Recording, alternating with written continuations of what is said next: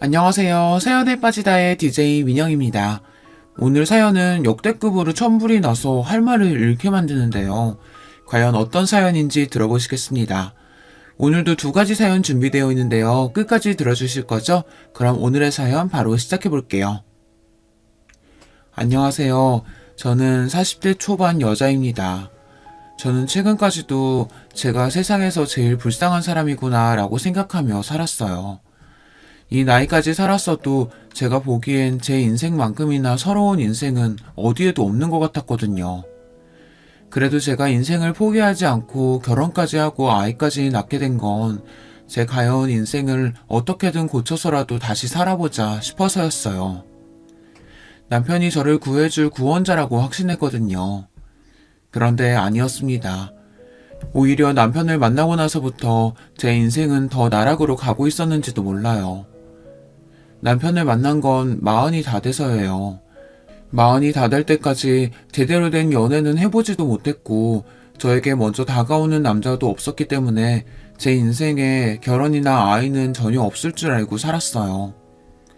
그런 저에게 남편을 만나자마자 아이와 결혼이 동시에 찾아왔으니 남편은 저에게 선물과도 같은 사람이라고 여겼습니다. 남편과 저는 회사 회식 자리에서 처음 만났어요. 사실 당시에 다니던 회사에서 제가 동료들과 잘 지내질 못해서 원래는 회식에 가도 대충 밥만 먹고 빠져나왔어요. 그런데 그날따라 평소 저를 별로 좋아하지 않던 동료 경선씨가 2차까지 같이 가자고 먼저 제안하더라고요.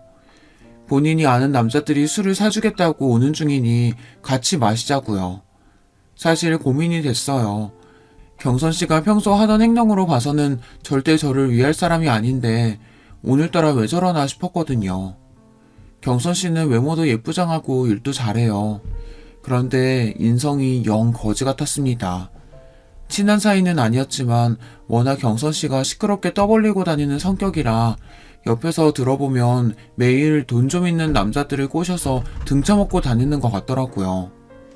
거기다가 말도 개념 없이 해요. 저보다 나이도 어리면서 저를 대놓고 무시했습니다. 저는 다른 회사에 있다가 함께 일하던 상사와 함께 이 회사로 들어오게 된 거예요. 그래서 기존에 있던 직원들보다 제가 더 경력이 많습니다.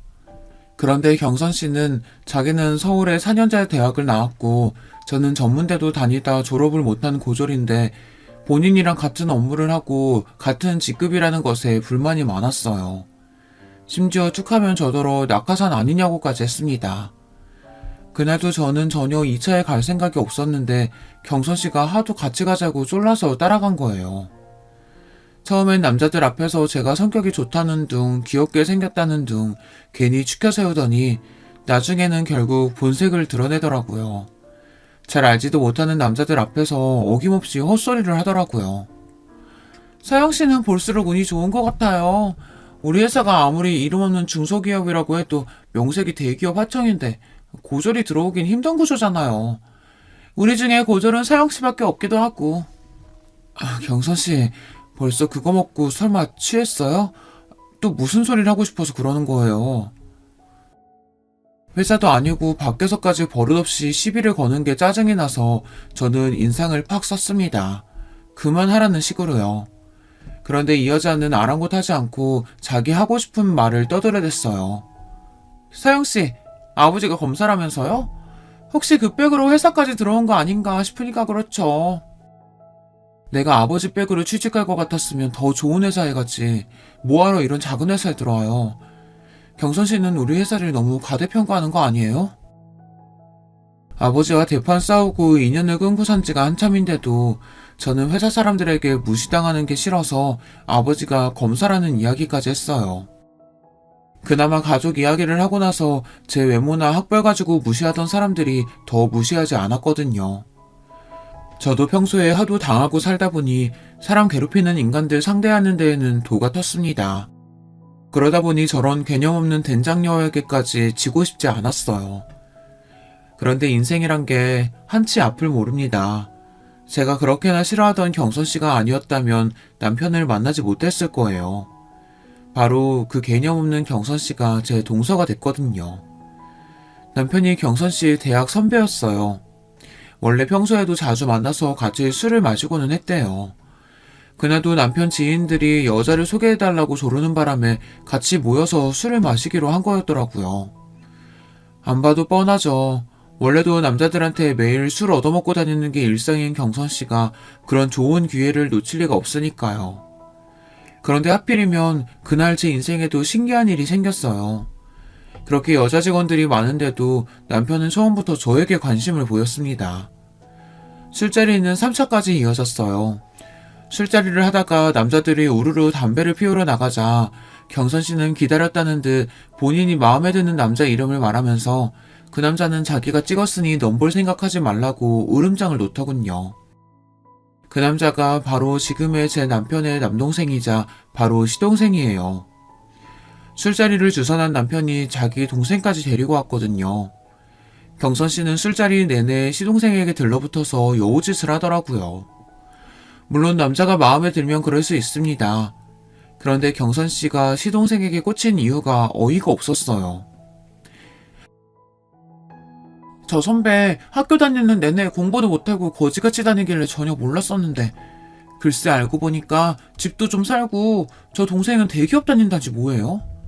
저 동생 인물은 좀 없고 멍청해 보이긴 해도 대기업이면 좀 만나보는 것도 나쁘지 않겠죠? 오케이, 어장에 추가. 경선 씨가 진짜 개념 없는 거야 알고는 있었지만 남자들이 자리를 비우자 남자들 외모 평가는 물론이고 직장까지 운운하며 평가를 해대더군요. 마치 본인이 뭐라도 되는 것처럼요. 경선 씨가 원래 여기저기 술집이며 나이트를 다니며 아무 남자들이나 만나고 다니고 그 중에 조건 좋은 남자들만 골라 어장관리 하고 다니는 거야 진작부터 알고 있었지만 회사 동료들까지 끌고 다니면서 이러고 다닐 줄은 몰랐습니다.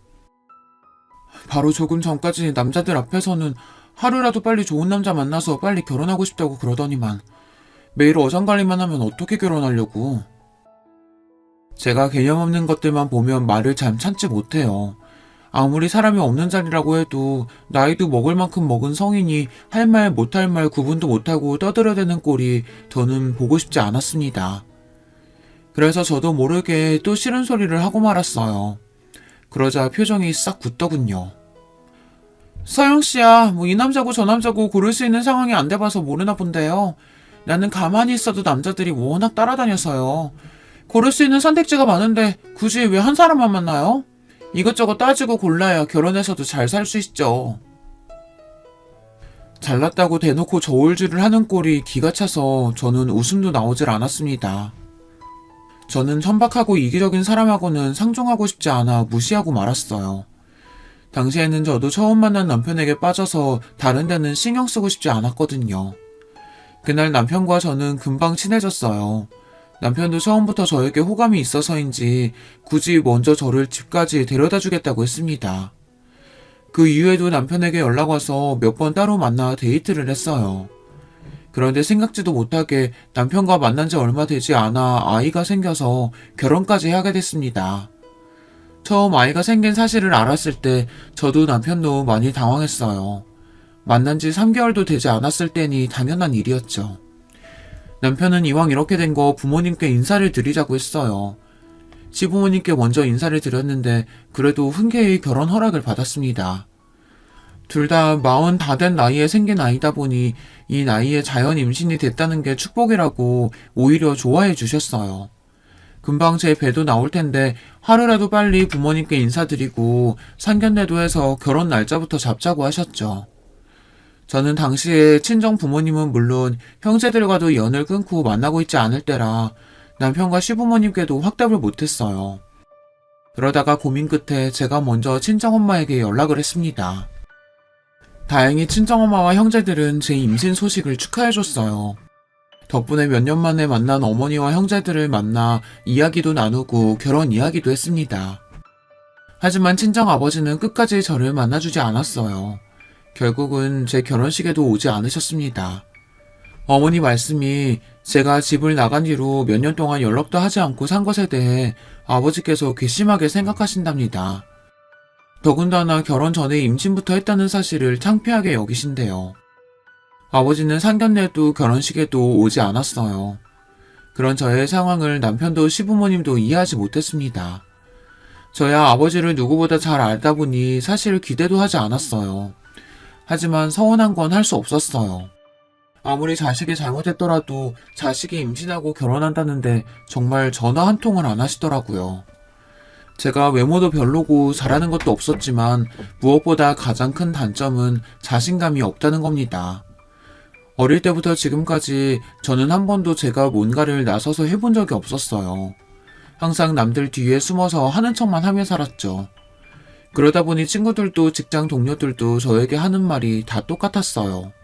왜 그렇게 스스로 깎아내리고 자신감이 없냐고요. 그런데 저는 그럴 수밖에 없는 인생을 살았습니다. 저와 가장 가까웠던 가족들에게조차 단 한 번도 평범한 사람으로 대우를 받은 적이 없었거든요. 저는 3남매 중 둘째예요. 위로 언니와 아래 남동생이 있습니다. 언니와 동생은 어릴 때부터 모든 면에서 뛰어나서 부모님의 자랑거리였어요. 언니는 머리도 좋고 공부도 잘하는데 얼굴까지 예뻐서 어디를 가나 주목을 받았습니다. 동생도 마찬가지예요. 동생은 저와 2살 차이인데 어릴 때부터 한글이나 구구단 같은 것들도 저보다 훨씬 더 빨리 뗄 정도로 똑똑했어요. 동생의 능력을 일찍이 알아본 부모님은 바로 영재원에 데리고 다니며 과학고에 진학시켰죠. 성인이 돼서도 형제들은 잘 나갔어요. 언니는 단번에 대형 로펌 변호사가 됐고 동생은 대기업 연구원으로 근무합니다. 반면에 저만 돌연변이었어요. 저는 키도 작고 몸도 뚱뚱해요. 거기다 잘하는 것도 거의 없어서 집안의 천덕꾸러기였죠. 대학도 이름도 없는 전문대를 다니다가 그마저도 적응을 못해서 그만뒀습니다. 어릴 때부터 아버지는 저만 보면 도대체 누굴 닮아 저러냐 하는 소리를 입에 달고 사셨어요. 제가 보기엔 겉모습은 아버지를 닮고 머리는 어머니를 닮은 건데 두 분 다 인정하지 않으셨죠. 제가 제 입으로 이런 말 하고 싶지는 않지만 제가 어릴 때부터 덩치도 크고 뚱뚱해서 초, 중, 고 내내 남자애들에게 놀림을 당했어요. 여자애들에게는 은근히 괴롭힘을 당하는 일도 많았고요. 학교에서뿐만이 아니라 가정에서도 매일 찬밥 신세다 보니 자연스레 자신감도 떨어지고 자격지심이 심했어요. 그런 점에서 저도 많이 힘들어서 성인이 되고 나서는 고쳐보려고 부단히도 노력했습니다. 대학에 들어가서는 피나는 노력으로 살도 많이 빼고 외모에도 많이 신경을 쓰고는 했어요. 그런데 제 노력은 누구에게도 인정받지 못했습니다. 제가 아무리 노력해서 살을 빼고 열심히 살아도 부모님 눈에는 그냥 머리 나쁘고 못생긴 딸이었어요. 하루는 저도 대학생이 됐으니 친구들도 사귀고 싶고 연애도 하고 싶어서 다른 학교 학생들과 미팅을 잡아서 나가려고 준비를 하고 있었습니다. 그런데 그 모습을 본 아버지께서 다짜고짜 미팅은 무슨 미팅이냐고 소리를 지르셨습니다. 너 괜히 미팅이니 뭐니 한다고 나가서 망신당하지 말고 집에서 공부나 해.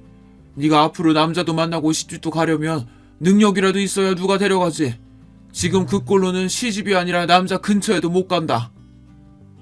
그 옷은 아무리 봐도 너랑 안 어울려. 네 언니면 몰라도. 그렇게 미팅에 나가고 싶거든 앞으로 10kg는 더 빼고 나가라. 나 지난 1년 동안 눈물 콧물 다 빼면서 10kg 뺀 거야. 그 오심도치도 자기 자식은 예쁘다고 한다는데 엄마 아빠는 나한테만 너무한 거 아니야? 잘난 형제들 사이에서 비교적 제가 많이 부족하다는 거야 저도 잘 알지만 부모님께서 언니나 동생을 대하는 거랑 저를 대하는 게 너무 차이가 나다 보니 저는 언젠가부터 부모님과 대화하는 게 힘들었어요. 안 그래도 학교 생활도 항상 힘들었는데 집에서마저 기댈 곳이 없으니 절로 우울증이 생기더라고요. 부모님과 연을 끊고 살게 된 것도 우울증 때문이에요. 부모님의 차별과 저의 자격지심이 심해질수록 학교도 집도 너무 견디기 힘들어서 가까운 사람일수록 만나기 너무 더 힘들더라고요. 아무도 저에게 뭐라고 하지 않는데도 사람들을 만날 때마다 저를 보고 못생겼다, 뚱뚱하다, 게을러서 저렇게 뚱뚱한 거다, 저렇게 많이 먹으니까 뚱뚱한 거다, 이런 식으로 말하는 것처럼 들렸어요. 특히나 남자 동기나 선배들과 함께 있는 자리에서는 더 힘들었어요. 다들 저를 싫어하고 미워하는 것처럼 느껴졌었거든요. 당시 제가 정신적으로 많이 힘들어하고 있다는 걸 스스로 느끼면서도 우울증이나 정신의학과에 대한 인식이 좋지 않을 때다 보니 병원에 가서 치료를 받는 건 꿈도 못 꿨어요. 결국은 학교 생활을 하는 게 너무 힘들어져서 저는 부모님께 대학을 그만두겠다고 했습니다. 조금만 쉬다가 취직해서 일을 하겠다고 했어요. 제 말에 부모님은 말도 안 되는 일이라고 노발대발 하셨어요. 거지 같은 학교라도 대학 졸업장이라도 있어야지 사람 구실하고 살 수 있는 거라면서 끝까지 반대했습니다. 저는 제 마음대로 학교에 휴학계를 제출했어요. 사람을 만나는 것 자체가 너무 괴로운데 공부를 어떻게 할 수가 있겠어요. 그런데 제 휴학 사실을 알게 된 부모님은 저를 아무짝에도 소용없는 패배자 취급을 했습니다. 내가 그렇게 알아듣게 말했는데도 네가 멋대로 휴학을 해? 꼴랑 2년 전문대 다니는 것도 못하는 게 도대체 뭘 어떻게 살겠다는 거야? 평생 나한테 빌붙어서 살기라도 하겠다는 거야? 아빠가 뭘 걱정하시는지 아는데 제가 정말 너무 많이 힘들어서 그래요. 아무래도 우울증 같은데 휴학하고 쉬면서 치료받아야 될 것 같아요. 제가 아무리 성인이라도 이제 갓 20살이 넘었는데 뭘 알겠어요. 저도 부모님께 도움을 받고 싶어서 고민 끝에 조심스레 말씀드렸습니다. 그런데 제 말에 아버지는 미간을 구겼어요. 뭐? 우울증? 너처럼 걱정 없이 세상 편하게 사는 게 무슨 우울증이야? 아주 복에 겨운 소리를 하고 있네. 괜히 공부하기 싫다고 나약한 소리 말고 당장 내일 가서 휴학 안 한다고 다시 이야기하고 와. 안 그러면 이 집에서도 당장 쫓아낼 테니까 그런 줄 알아.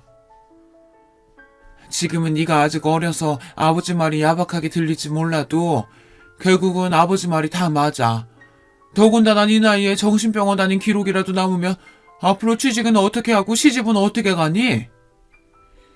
부모님 말씀에 저는 너무 서러워서 눈물이 왈칵 쏟아졌어요. 그리고 지난날 있었던 일들이 파노라마처럼 지나가면서 서러움이 몰려왔습니다. 아빠 엄마가 나에 대해서 뭘 한다고 그래? 나 초중고 내내 애들한테 매일 놀림당하고 따돌림 당했어. 그동안 내가 혼자 얼마나 힘들었는지 알아요? 네가 따돌림 당한 게 우리 탓이라는 거야 뭐야? 그러게 진작에 살도 좀 빼고 공부도 하지 그랬어. 네 언니랑 동생 좀 봐라. 예쁘고 뭐든 잘하니까 친구들이 알아서 따르고 학교 생활도 잘만 하잖아. 어이구, 도대체 누굴 닮아서 저렇게 한심한 소리만 해대는지.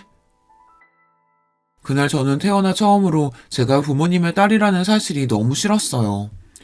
그리고 마음을 굳게 먹었습니다. 무슨 짓을 해서든 이 집을 떠나겠다고요. 저는 마음먹은 대로 해냈습니다. 휴학하자마자 악착같이 일자리를 구했어요.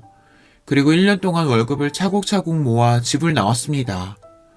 고작 보증금 2,000짜리 반지하 월세였지만 제가 스스로 해냈다는 것이 기뻤어요. 그리고 저는 집을 나온 이후 서서히 부모님과 거리를 두기 시작했어요. 그리고는 몇 년 뒤 아예 인연을 끊어버렸습니다. 물론 부모님이 보고 싶고 그리웠던 적도 있었어요. 하지만 저를 위해서라면 그 편이 더 나을 거라고 여겼습니다. 집을 나와 살면서 가장 먼저 한 건 정신의학과에 다니기 시작한 거예요. 아마 부모님과 살았다면 절대 못했을 일이었죠. 당시에 제가 다녔던 직장은 유명하고 큰 회사는 아니었지만 가족 같은 분위기였어요. 저의 진짜 가족과는 전혀 다른 분위기였죠. 제가 우울증이 있다는 사실을 알고도 저를 위해 많이 배려해줬어요. 사장님께서는 제가 살을 빼려고 다이어트를 한다는 사실을 아시고는 직원 복지로 헬스장 회원권까지 지원해주셨습니다. 집을 나오고 학교를 그만둔 정도로도 저에게는 많은 변화가 일어났어요. 누구도 저를 무시하지 않았어요. 형제들과 차별하는 부모님도 없으니 저는 자연스레 우울증도 좋아졌습니다. 나중에는 약을 끊을 정도로 많이 좋아졌죠. 그렇게 저는 평생 변하지 않을 것만 같았던 제 우울증과 자격지심에서 벗어났어요.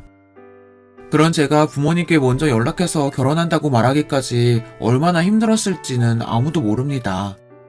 저는 최대한 그 순간만은 피할 수 있다면 피하고 싶었어요. 혹시나 부모님을 다시 만나게 되면 제가 다시 예전의 저로 돌아가기라도 할까 봐서요. 제가 어떤 마음으로 연락했는지 알 리 없는 아버지는 상견례에도 결혼식에도 오지 않았어요. 저는 마음이 좋지는 않았지만 애써 담담하게 결혼식을 올렸습니다. 아이가 생겨서 갑작스레 한 결혼이었지만 저는 누구보다 행복하게 살고 싶었어요. 사실 저는 남편에 대해 아는 게 별로 없었어요. 연애라고 해봤자 3개월 정도밖에 하지 못하고 아이가 생겨서 결혼했으니까요. 저는 다른 건 몰라도 남편이 좋은 사람이라고 생각했어요. 자상하거나 말을 살갑게 하지는 않았지만 임신한 저를 위해 퇴근하고 오면 집안일도 알아서 잘하고 맛있는 걸 만들어주기도 했거든요. 남들은 그거야 남편이면 당연한 거 아니냐고 할지는 모르겠지만 저는 마흔이 다 될 때까지 살면서 누가 저를 위해 무언가 해준 기억이 많지 않기 때문에 남편이 사소하게만 챙겨줘도 행복했습니다. 이 정도 남편이라면 앞으로 좋은 가정을 꾸릴 수 있겠다 싶었습니다. 그런데 역시나 제 팔자는 사랑받고 살기는 그른 팔자인가 봅니다. 제 결혼 생활은 시작부터 삐걱거렸거든요. 특히나 시동생과 동서가 결혼한 이후 더 그랬습니다. 처음에 제가 말한 대로 그 재수없는 경선씨가 제 동서가 됐어요. 동서와 시동생은 그 술자리 이후 1년 정도 연애를 했다네요. 제가 만삭이라 배가 남산만하게 불렀을 때 둘은 결혼식을 올렸습니다. 동서는 결혼식을 올리고 한 가족이 된 뒤에도 여전히 재수가 없었어요. 시댁에서 저와 마주칠 때마다 한마디씩 툭툭 내뱉는데 사람 기분을 아주 더럽게 만들더군요. 한 번은 그런 적이 있었어요. 제가 배가 너무 많이 나와서 잘 앉지도 서 있지도 못할 때였습니다. 그런데 시댁 제삿날 동서는 제사가 다 끝나고 나서야 나타났어요. 이미 제사도 다 끝나고 친척들까지 모두 다 돌아갔는데 그제야 나타난 동서와 시동생은 현관문을 열고 들어와서는 일이 많아 늦었다고 너무 죄송하다고 애교를 피우며 들어오더라고요. 아이고 바쁜데 뭐하러 왔어? 제사상이라고 얼마 차리지도 않았는데 온 김에 과일이나 좀 먹고 가라. 저희 시댁은 장남, 차남 심하게 나누는 집안이었어요. 시아버지도 장남이라 항상 제사를 도맡아 하셨기 때문에 집안의 모든 대소사는 장남이 맡아서 하는 게 당연하다고 생각하시는 분들이었죠. 더군다나 차남인 시동생은 대기업에 다니고 저희 남편은 중소기업에 다니다 보니 은근 시부모님도 시동생을 더 챙기셨어요. 아무래도 시동생은 매달 생활비에 용돈도 두둑하게 챙겨드리는데 저희는 상대적으로 용돈도 드리지 못하니 당연한 일이었죠. 더군다나 당시에 저는 회사를 그만둔 상태라 아무리 임신해서 만삭이라고 해도 동서와 달리 제사에 오는 걸 당연하게 생각하셨어요. 만삭인 형님도 오시는데 저도 당연히 와야죠. 그리고 어머님 아버님께 드릴 말씀도 있고요. 동서는 마음에도 없는 소리를 해대며 아주 알랑방귀를 껴댔습니다. 그러더니 한다는 말이 동서도 임신을 했다네요. 결혼한 지 얼마 되지도 않았는데 아유 우리 며느리 장하구나. 잘했다 잘했어. 내년이면 우리 집에 귀여운 손주가 둘이나 돌아다닐 테니 내가 밥을 안 먹어도 배가 다 부르겠다. 에이 그래도 식사는 챙겨 드셔야죠. 제가 아버님 좋아하시는 복숭아 사왔으니까 금방 씻어다 드릴게요. 조금만 기다리세요. 어쩜 얼굴도 예쁜 애가 성격도 저렇게 둥글둥글 좋을까. 우리 집에 딸이 없어서 외로웠었는데 우리 둘째 며느리는 꼭 며느리가 아니라 딸 같아. 시부모님과 동서가 얼마나 죽이 척척 맞는지 저는 자꾸만 질투도 나고 괜히 실술도 나더라고요. 저는 애써 웃으며 동서에게 축하한다고 하고 혼자 주방에 들어가 설거지를 했어요. 그때 손에 복숭아를 잔뜩 들고 온 동서가 주방으로 따라 들어오더군요. 그러더니 제 곁으로 다가와 또 제 속을 긁어댔어요. 아, 형님 보니까 저 갑자기 우울해져요. 저도 형님처럼 배 그렇게 많이 나오면 어떡해요? 형님은 원래도 배가 많이 나와서 잘 모르시겠지만 저는 평생 배가 나와본 적이 없어서 너무 무섭거든요. 동서, 우리도 이제 가족인데 제발 그 말버릇 좀 고칠 수 없어? 명색이 내가 손일 사람인데 말 좀 조심해서 해. 마음 같아서는 머리통을 한 대 쥐어받고 싶었지만 이성적으로 꾹 참았습니다. 동서는 제게 한마디 더 하려다가 시어머니께서 주방에 들어오시니 애써 입을 꾹 다물더군요. 그날 집에 돌아오면서 저는 기분이 너무 나빠서 남편에게 하소연을 좀 했어요. 동서가 저에게 그런 식으로 말했다고요. 그러자 남편이 하는 말이 더 기분이 나빴습니다. 그러게 아무리 임신했어도 관리 좀 하지 그랬어. 안 그래도 체격이 큰 사람이 임신까지 하니까 더 커 보여. 당신 내가 정말 부탁하는데 애 낳으면 진짜 관리 좀 해. 애 낳았는데도 재수씨보다 뚱뚱하면 당신도 민망하지 않겠어? 남편은 처음엔 안 그러더니 동서가 들어온 이후 제 외모나 몸매를 가지고 유난히 지적을 많이 했습니다. 저도 알아요. 제가 동서보다 못생기고 뚱뚱하다는 걸요. 하지만 저와 남편은 부부잖아요. 아무리 아이가 생겨서 결혼했다고 해도 가족인데 최소한의 예의를 지켜야 한다고 생각했습니다. 제가 남편에게 좀 서운한 내색을 하면 남편은 본인은 원래 무뚝뚝해서 살가운 말을 하거나 자상하게 대할 줄을 모른다네요. 제가 남편에게 바라는 건 많은 걸 바라는 게 아니었어요. 단지 이 세상에 적어도 한 명 정도는 제 편이 있었으면, 그게 남편이었으면 했습니다. 그런데 제가 너무 많은 걸 바랬나 봅니다. 남편은 결혼하고 나서도 저에게 큰 관심이 없었어요. 저는 애써 남편을 이해하려고 했습니다. 저도 애교 있고 살가운 아내는 아니니 아이를 낳고 살다 보면 우리 부부도 나아지겠지 기대했어요. 그런데 남편은 아이가 태어났는데도 별로 달라지지 않았어요. 오히려 전보다 더 밖으로 놀면서 저나 아이를 방치했습니다. 제가 육아가 너무 힘들어서 주말만이라도 좀 도와달라고 했는데 남편은 항상 외면했습니다. 오히려 전보다 더 친구들을 자주 만나고 술도 많이 먹었어요. 남편은 애가 기저귀를 뗄 때까지 단 한 번도 애 기저귀를 갈아준 적이 없습니다. 어느 땐 남편이 저와 아이를 사랑하기는 하나 싶었어요. 한 번은 제가 너무 육아에 지쳐 서러워서 술에 취해 들어온 남편에게 쏘아붙였습니다. 당신 너무한 거 아니야? 나 당신 아내고 저기 자고 있는 애는 당신 아들이야. 그런데 어떻게 이 정도로 신경을 안 쓸 수가 있어? 나는 그렇다 치고 당신 우리 아들 사랑하긴 하는 거야? 저는 남편에게 물으면서 겁이 났습니다. 남편이 저나 아들을 사랑하지 않는다고 말하기라도 할까 봐서요. 아유 진짜 지겨워. 내가 너나 애나 먹고 살게 해줬으면 된 거지. 도대체 뭘 더 바라는 거야? 남편은 소리를 버럭 지르고 나서는 방문을 쾅 닫고 들어가 버렸어요. 그리고는 평소처럼 저와 아들에게 무신경한 채 지냈습니다. 그 순간 알겠더라고요. 남편이 저를 사랑해서 결혼하지 않았다는 걸요. 제가 걱정했던 대로 남편은 아이가 생겨서 할 수 없이 한 결혼이었어요. 차라리 그렇게 생각하고 나니 마음이 편하더군요. 저는 그날 이후 일절 남편에게 도와달라고 하지 않았습니다. 이제와 결혼을 부를 수도 없으니 아이를 키우는 동안은 그냥 이렇게 지내는 수밖에 없겠다 생각했죠. 그렇게 시간이 지나 아이도 어린이집에 다닐 정도로 자랐어요. 저와 남편은 여전히 대면대면하게 남보다 못한 사이로 살고 있었습니다. 그러던 어느 날이었어요. 그날도 어김없이 남편은 새벽이 되어야 집에 들어왔어요. 그런데 남편이 그날은 평소와 좀 다르더군요. 뚜렷한 증거는 없었지만 분명 남편은 이상했습니다. 회식하고 왔다는 사람한테 술 냄새는 하나도 안 나고 여자 냄새가 났어요. 왜 여자들은 알잖아요. 밖에서 일하고 들어온 남편한테 나는 꼬릿한 냄새요. 늦게 들어오는 날이면 남편에게서 항상 그 꼬릿한 땀 냄새가 났었는데 최근 들어 자꾸만 미묘한 방향제 냄새 같은 게 났어요. 회식한다고 하지 않았어? 밤새 술 마시고 온 사람이 어쩜 술 냄새가 하나도 안 나?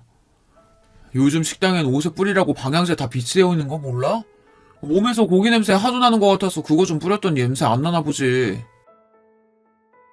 남편은 애써 당당하게 고깃집에서 방향제를 뿌리고 나왔다고 했지만 분명 평소와는 달라 보였어요. 대충 둘러댄다는 느낌이 강하게 들었습니다.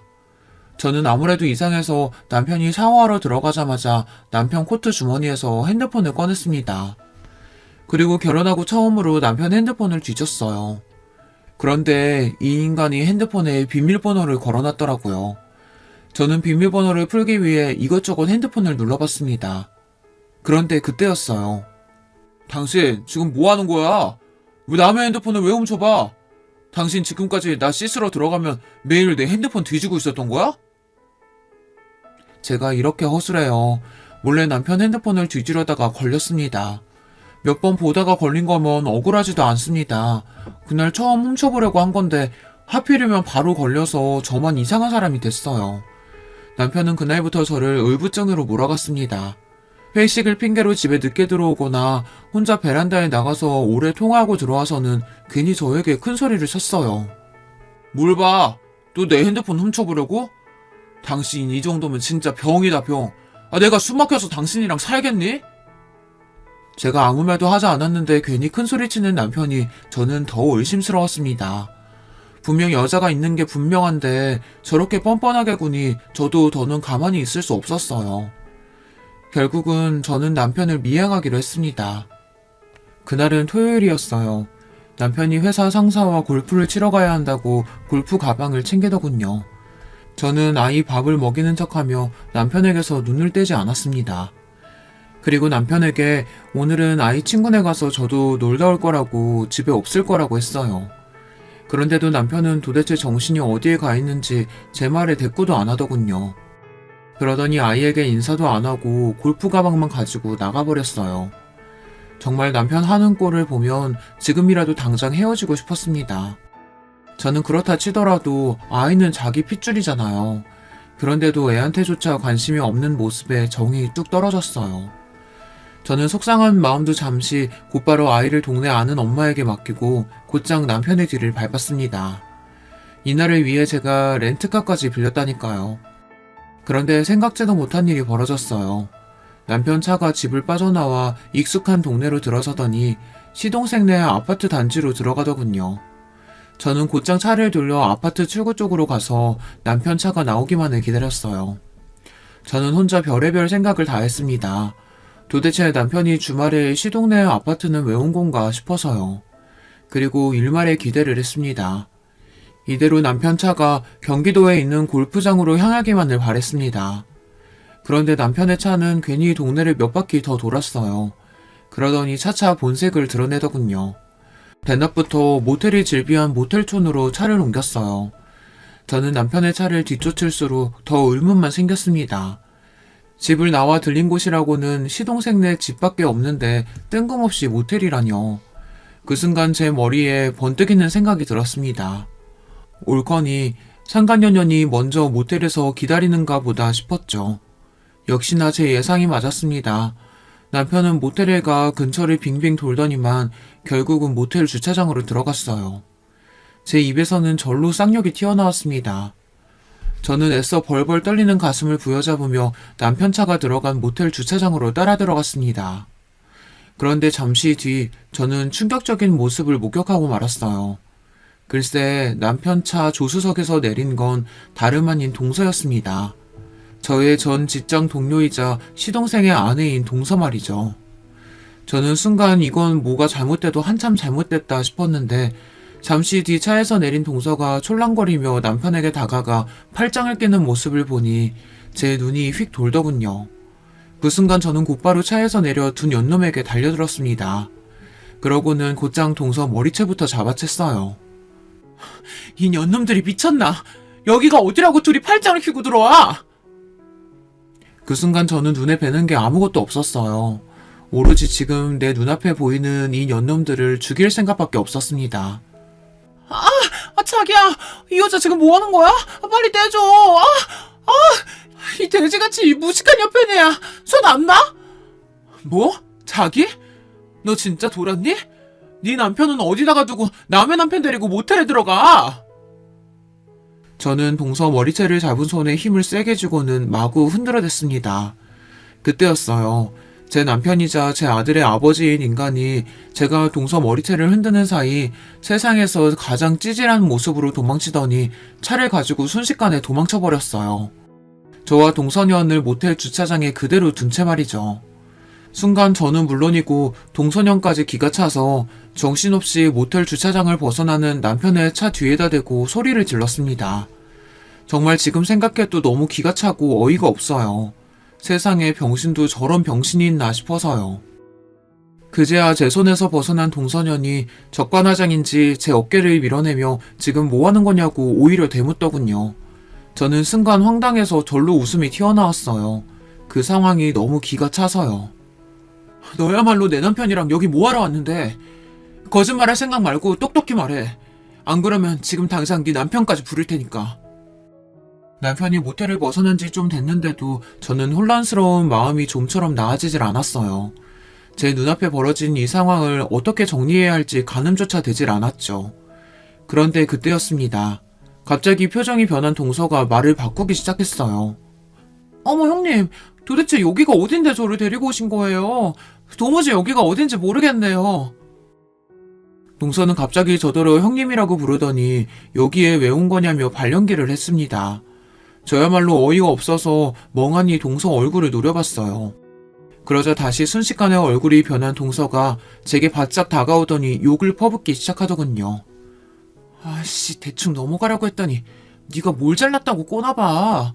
너 지금 뭔가 단단히 착각했나 본데 네 남편도 홀라당 튀어버린 마당에 내가 여길 네 남편이랑 왔다는 증거가 있어? 도대체 무슨 증거가 있다고 지랄이야. 동서녀는 사악한 표정으로 뻔뻔하게 굴었어요. 그러면서 오히려 저더러 증거도 없으면서 사람을 몰아간다고 억울한 신용을 했어요. 저는 이미 너무 혼란스러워서 무슨 말을 해야 할지 몰랐습니다. 남편과 동서가 있는 모습을 보니 화가 나서 다짜고짜 머리끄댕이부터 잡기는 했지만 동서년 말대로 증거가 필요했어요. 이미 남편은 도망쳤습니다. 자기는 이 모텔에 온 적도 없고 왔다고 해도 동서와 온 적이 없다고 잡았다면 제가 이 두 년놈들의 불륜 사실을 입증할 방법이 없어요. 더군다나 제스씨와 아주버님이 불륜이라는 사실을 어느 누가 믿겠어요. 제가 혼란스러워하고 있다는 사실을 금방 눈치챈 동서가 슬쩍 미소를 지어 보이더니 저에게 다가왔습니다. 우리 형님 많이 놀랐나 보다. 그러게 여기까지 찾아왔어요. 그냥 평소처럼 눈치 없는 옆편으로 살 것이지. 도대체 언제부터야? 언제부터 둘이 이런 더러운 짓 하고 다닌 거냐고? 뭐래? 내가 형님 이렇게 불러주고 용석이 오빠랑 애 좀 낳고 몇 년 살았다고 형님이 진짜 용석이 오빠 마누라라도 되는 줄 알아? 오빠는 형님 좋아한 적 없어요. 나 질투하게 하려고 하다가 실수로 애 생겨서 어쩔 수 없이 형님이랑 결혼한 거라고요. 순간 저는 제 두 귀를 의심했습니다. 재수없는 상간년년이 일부러 저를 도발하려고 하는 소리라고밖에 생각할 수 없었죠. 그때 술자리에서 용석이 오빠가 정말 형님이 마음에 들어서 집까지 데려다주겠다고 따라간 줄 아는 거예요? 착각도 유분수가 있지. 어떤 남자가 형님처럼 못생기고 뚱뚱한 여자를 좋아해. 용석이 오빠가 원래 전부터 나 좋다고 따라다녔었는데 내가 안 받아주니까 그날도 심술나서 아무 여자한테나 관심 있는 척 한 거예요. 더러운 년이 뭘 잘했다고 아무 말이나 짓거리고 있어. 닥쳐. 난 네 말 안 믿으니까. 직장 생활할 때부터 경선이 인연이 하는 더러운 꼴은 많이 봤습니다. 인연 입에서 나오는 소리가 사실일 리 없어요.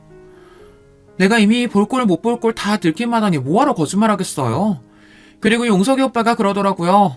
사실 형님네 친정아버지가 검사라는 소리에 솔깃해서 좀 꼬셔볼까 했던 거라고. 그러니까 형님은 나 아니었으면 용석이 오빠랑은 결혼 못했다니까요. 정말이지 손이 떨리고 머리가 다 지끈거렸습니다. 물론 남편과 제가 대단한 사랑을 해서 결혼을 한 건 아니었지만 그래도 이 정도로 최악인 줄은 몰랐어요. 남편은 처음부터 저한테 관심이 있었던 게 아니라네요. 남편이 대학 때부터 동서를 좋아서 따라다녔대요. 근데 대학교를 졸업하고 나서도 동서가 남편한테 매일 간만 보고 어장관리만 한 거죠. 그런 동서 때문에 마음이 조급했던 남편은 동서가 부르면 어디든 갔답니다. 그래서 그때도 회사 2차 회식 자리에 부르자마자 달려왔던 거고요. 그러나 여전히 본인에게는 관심이 없고 친구들에게까지 끼를 부리는 동서가 미워 잔뜩 화가 나 있었는데 그때 마침 동서와 별로 사이가 좋아 보이지 않았던 제가 눈에 띈 겁니다. 그래서 일부러 저한테 들이댄 거라네요. 더군다나 저희 친정아버지가 검사라는데 솔깃하기도 했고요. 그때 상황이야 어쨌든 이제는 둘 다 결혼했으면 잘 살았어야지. 어떻게 이런 더러운 짓거리를 할 수가 있어? 저는 더 듣고 싶지 않았습니다. 지난날의 일들도 끔찍하고 싫었지만 지금 당장 저에게는 눈에 넣어도 아프지 않을 아들이 있어요.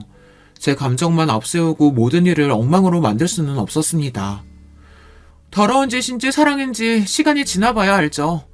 나는 남편이랑 곧 이혼해요. 우린 결혼했을 때부터 둘이 안 맞아서 내내 싸우기만 하느라 제대로 산 날도 며칠 안 되거든요. 그 인간이랑 이혼하고 용석이 오빠랑 살 거예요. 그러니까 이왕 미리 알게 된 거 형님도 하루빨리 정리하고 그 집에서 아들 데리고 나가세요. 괜히 버티고 있다가 낙동가로 오리알 되지 마시고. 경선이 전혀 머리털을 쉽게 놓아주는 게 아니었습니다. 아까 잡았을 때 그냥 그대로 다 뽑아버려야 했어요. 그랬으면 뚫린 입이라고 저렇게 함부로 짓거리지는 못했을 테니까요. 세상에 저 같은 일을 당한 사람이 설마 또 있을까요? 동선녀는 자기 할 말만 퍼부은 채 도망갔어요. 저는 잠깐 사이 벌어진 끔찍한 상황에 어안이 벙벙해서 그 자리에서 꼼짝도 할 수가 없었습니다. 아들을 맡긴 동네 엄마에게 전화가 와서 저는 그제야 정신을 차리고 아이를 데리러 갔어요. 아들을 찾아서도 저는 집에 돌아가고 싶지 않았습니다. 남편이라는 거지 같은 인간이 그 집에 있는지 알 수는 없었지만 다시는 그 집에 들어가고 싶지 않았어요.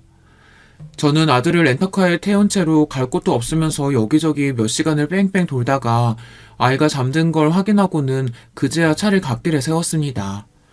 그러고는 혼자 핸들에 얼굴을 묻고 울었어요. 저 자신이 너무 불쌍하고 초라해서요. 그리고 차라리 남편 뒤를 미행하지 말걸, 이런 멍청한 생각까지 들었습니다. 남편과 동서의 사이를 모른 채 살았다면 오히려 이렇게 가슴이 아프지는 않았을 테니까요. 드디어 내 인생이 바닥을 쳤다 싶었던 바로 그 순간 왜인지 아버지의 얼굴이 떠올랐습니다. 제가 아는 사람 중 세상에서 제일 똑똑한 사람이 바로 아버지였으니까요. 저는 10년 만에 무슨 용기가 났는지 곧바로 아버지에게 전화를 걸었습니다. 그리고 잠시 뒤 믿기지 않는 일이 벌어졌어요. 10년 만에 아버지께서 제 전화를 받았습니다. 저는 아버지에게 무슨 말이라도 해야 할 것 같았지만 할 말은 아무것도 떠오르지 않고 눈물만 자꾸만 차올랐습니다. 아빠, 제발 전화 끊지 마세요.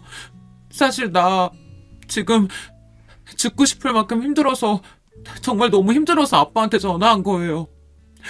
제발 나 좀 도와줘요.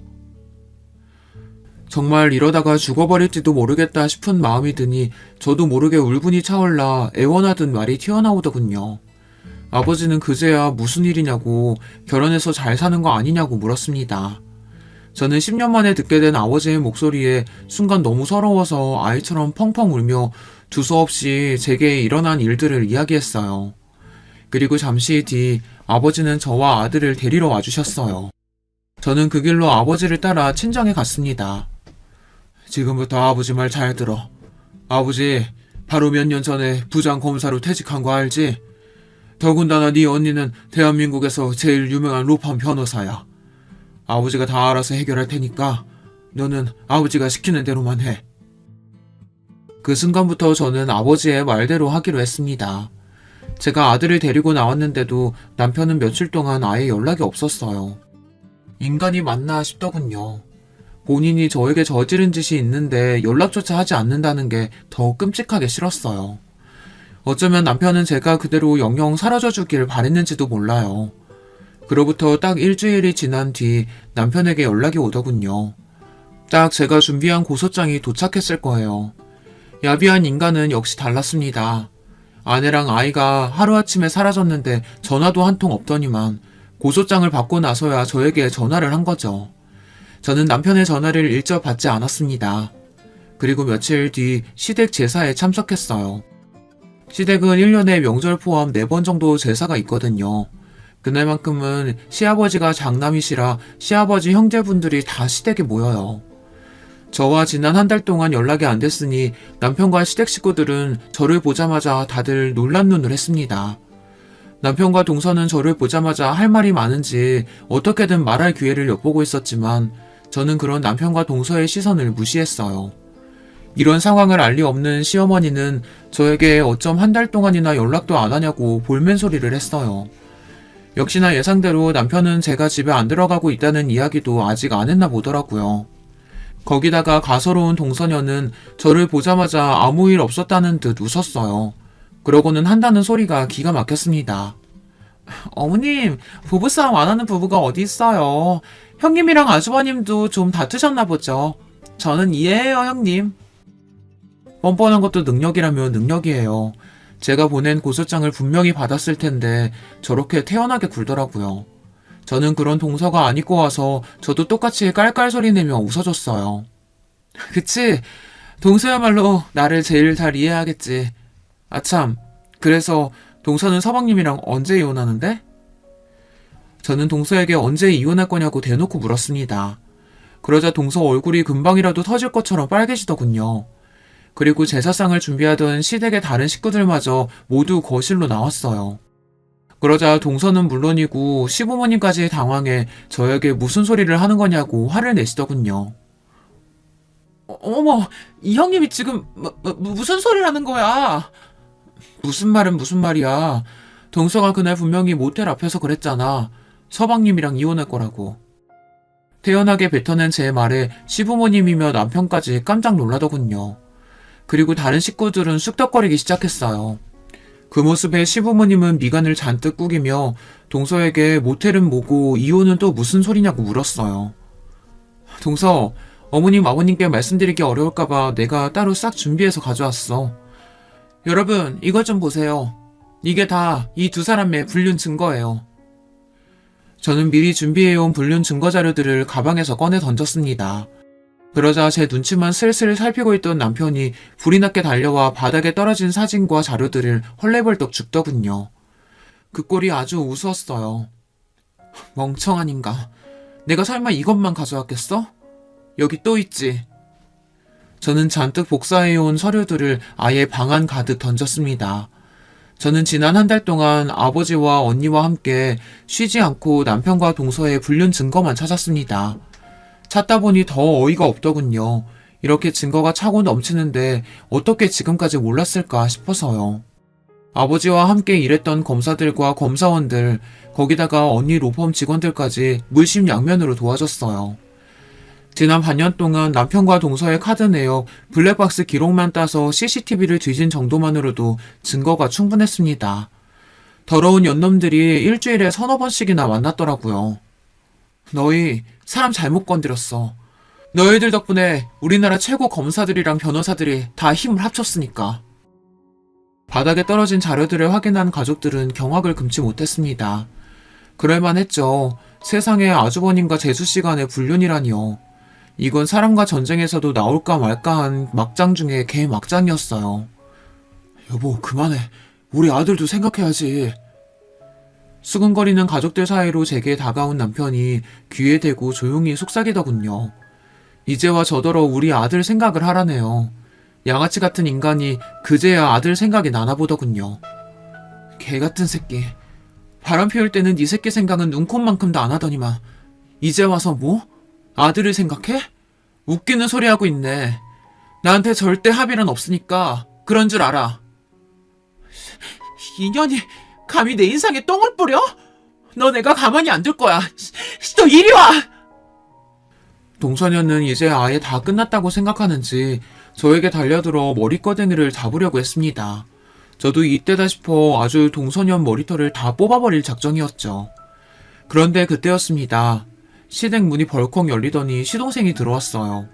그리고 새로운 반전이 일어났어요. 이경선, 이 인연 어딨어? 그 점잖은 시동생이 동서녀 욕까지 하며 들어왔습니다. 그리고 새로운 서류를 바닥에 던졌어요. 그건 바로 다름 아닌 유전자 검사 서류였어요. 그리고 그 서류에는 더 쇼킹한 내용이 적혀 있었습니다. 와, 세상에. 어떻게 너 같은 년을 만나서 형수한테 듣고 수진이가 내 딸이 아닐 수도 있겠다 생각했었는데 내 딸이 아니더라. 거기다가 형 애도 아니고. 도대체 수진이는 누구 애야? 그 순간 시댁에 있던 모든 사람들은 다들 입을 쩍 벌리고 동서에게 손가락질을 하기 시작했어요. 그런데 그때였어요. 어느 때보다 흥분한 남편이 성큼성큼 걸어와 동서 뺨을 갈겼습니다. 뭐야? 너 나 말고 남자가 또 있었던 거야? 아이고, 이게 다 무슨 일이냐? 시댁은 말 그대로 초토화가 돼버렸습니다. 남편이라는 작자는 동서에게 진심이었나 봅니다. 다른 그 어떤 거보다 동서에게 남편과 시동생 말고도 또 다른 남자가 있었다는 게 더 쇼킹했나 봅니다. 그 순간 시동생은 남편에게 달려들어 먹살을 잡았고 그 모습에 시어머니는 뒷목을 잡고 바닥에 쓰러지셨습니다. 시아버지는 그런 시어머니를 부축하고요. 저는 고개를 저으며 그 길로 시댁을 나왔습니다. 시댁에서 제가 할 일은 끝난 것 같아서요. 그날 모텔 앞에서 남편과 동서를 보고 친정에 오자마자 저는 시동생에게 연락을 했어요. 그리고 제가 본 광경에 대해 다 이야기했습니다. 동서 말이 맞기는 하더군요. 안 그래도 시동생도 동서와 이혼할 생각이었대요. 시동생도 동서가 딴짓하고 다니는 것 같아 뒤를 좀 캤는데 영 증거를 못 찾았다고 하더군요. 더군다나 애도 잘 돌보지 않고 사치만 부리는 게 진작부터 맞지 않아 매일 싸웠답니다.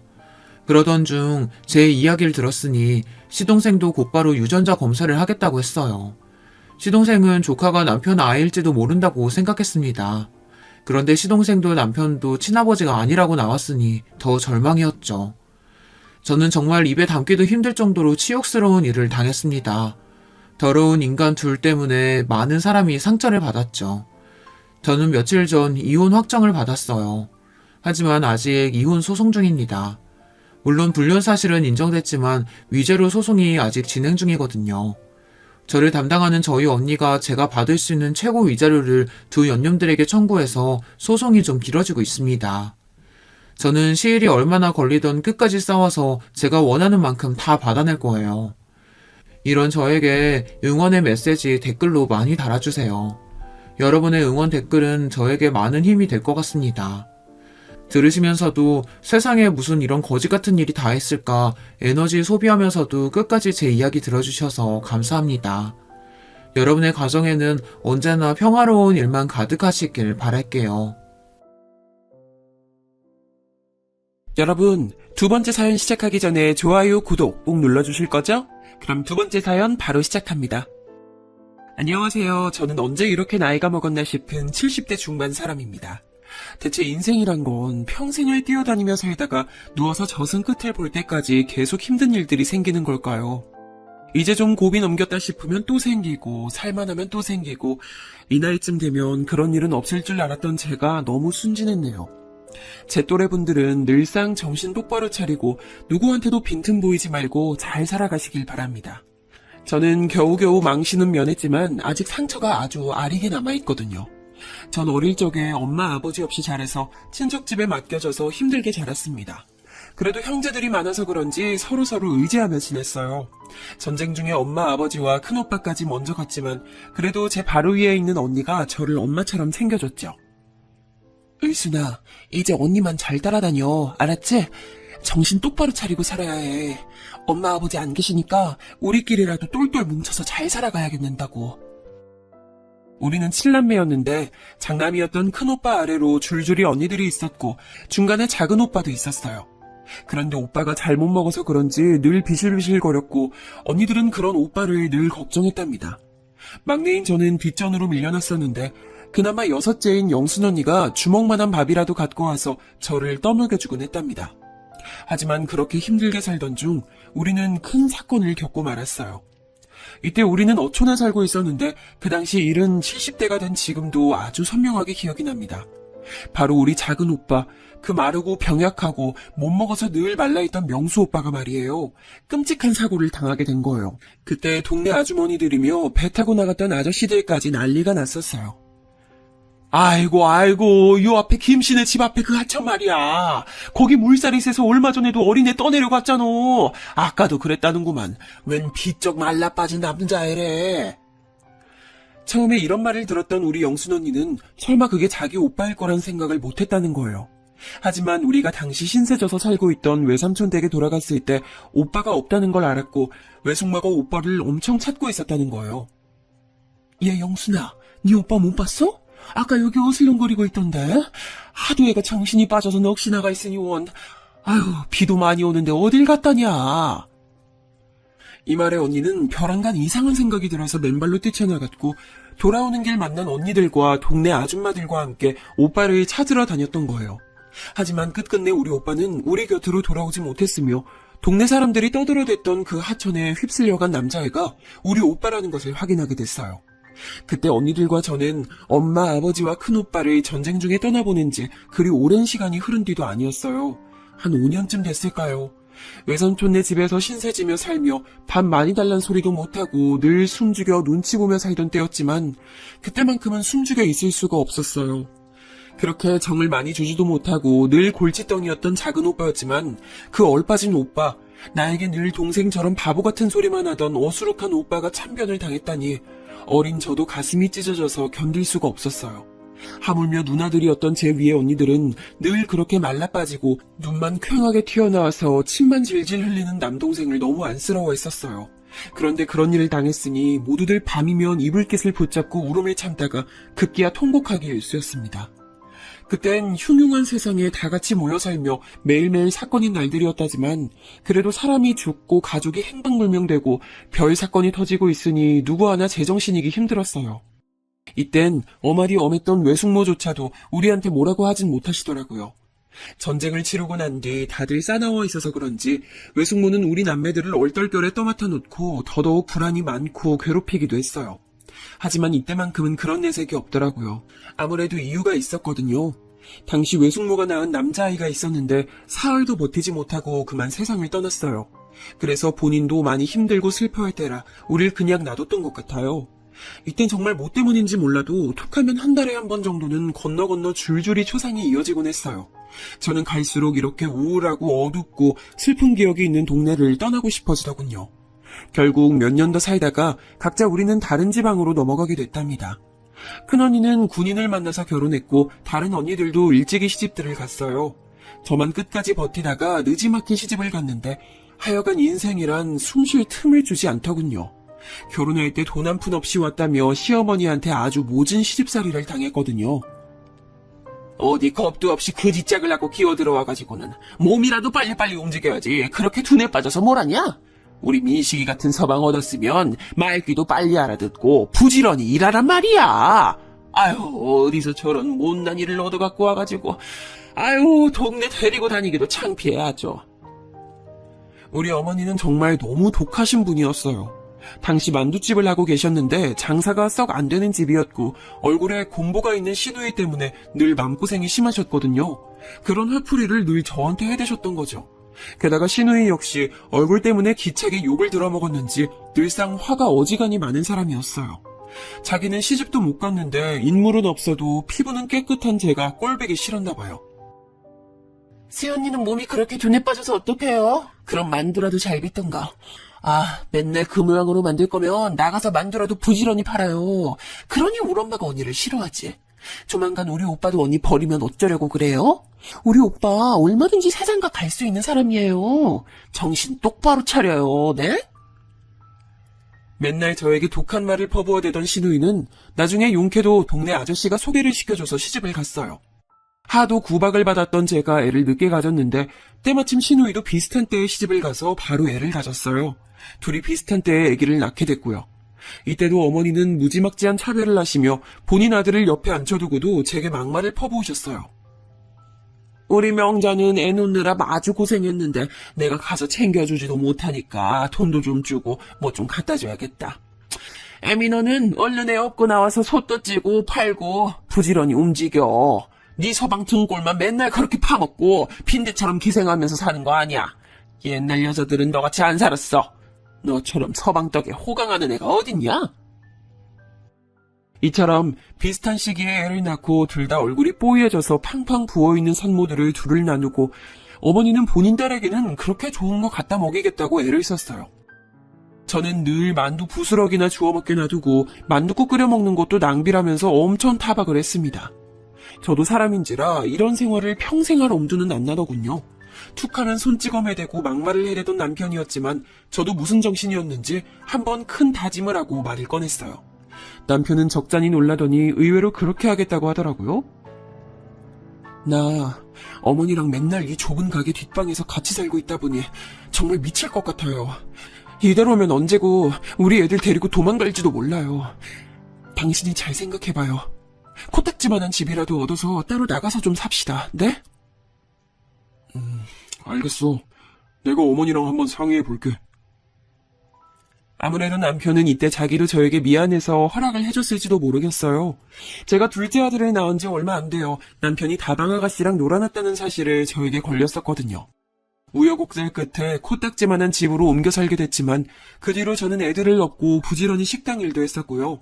애들 키우는 내내 없이 살게 하지 않으려고 손에 닿는 대로 일을 했어요. 솔직히 껍데기만 같이 살고 있는 남편이라곤 하지만 아내로서 도리는 다하려고 노력했답니다. 새벽같이 저도 애들 챙겨서 일하러 나가면서도 남편 아침밥과 도시락을 싸줬으니까요. 그렇게 알토란같이 모은 돈들을 가지고 우리 영순 언니가 알려준 정보대로 집을 조금씩 늘려가기 시작했어요. 우리가 살던 집에 세를 줘서는 그 작달만한 집을 나누고 또 나누고 나눠서 대체 몇 명이 살았는지도 모르겠어요. 그렇게 조금씩 돈을 받고 늘리고 하다 보니 지방이라 그렇게 돈이 많이 안 붙긴 했지만 재산이 점점 늘어나더군요. 아마도 전 당시에 상당히 돈에 한이 맺혔던 것 같아요. 물론 돈이 다 해결해 줄 거란 생각은 하지 않았지만 돈이 생기니 저를 무시하던 이들도 함부로 칼자루를 휘두르지 못하더군요. 대표적으로 가장 태도가 변한 건 신우이였어요. 저기 세훈이, 그렇게 돈이 많다면서요? 오빠 얘기 들어보니까 언니가 아주 알짜배기 땅 부자라며. 에이, 그거 다 우리 오빠 돈으로 불리고 키운 거 아니에요? 우리 오빠 아니었으면 언니가 그렇게 돈 못 불렸지. 내가 이번에 우리 진수 호주 유학 보내려고 하는데 외숙모가 돼서 얼마 용돈 좀 보태줘봐요. 응? 아니, 제가 무슨 돈이 있다고 그래요, 아가씨? 네, 참. 아주 이런 시덥잖은 소리를 하고 있는 신우이가 너무 어이가 없었지만 사실 그쪽 조카 아이 자체는 매우 순하고 착했어요. 지 엄마가 얄미울 뿐 애는 잘못이었고 착했기에 가는 길에 얼마 용돈을 쥐어주긴 했답니다. 하지만 제가 어느 정도 부를 좀 잃었다고는 하지만 여전히 자잘한 돈은 아껴 쓰고 규모 있게 살았어요. 솔직히 남편은 제가 이렇게 재산을 늘리고 모으기까지 도움이 된 건 전혀 없답니다. 신우이랑 싸우기 싫어 대꾸는 안 했지만 남편이 준 돈은 얼마 되지도 않았거든요.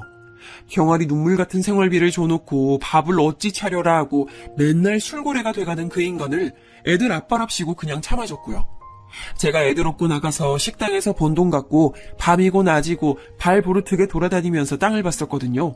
그리하여 돈을 불린 거고 나이 먹으니 남편도 죽기 전까지 제 눈치를 봤답니다. 당신 덕에 내가 이만큼 살았지 뭐. 이 김민식이가 자네한테 신세를 많이 줬어. 그럼 그렇고 말고.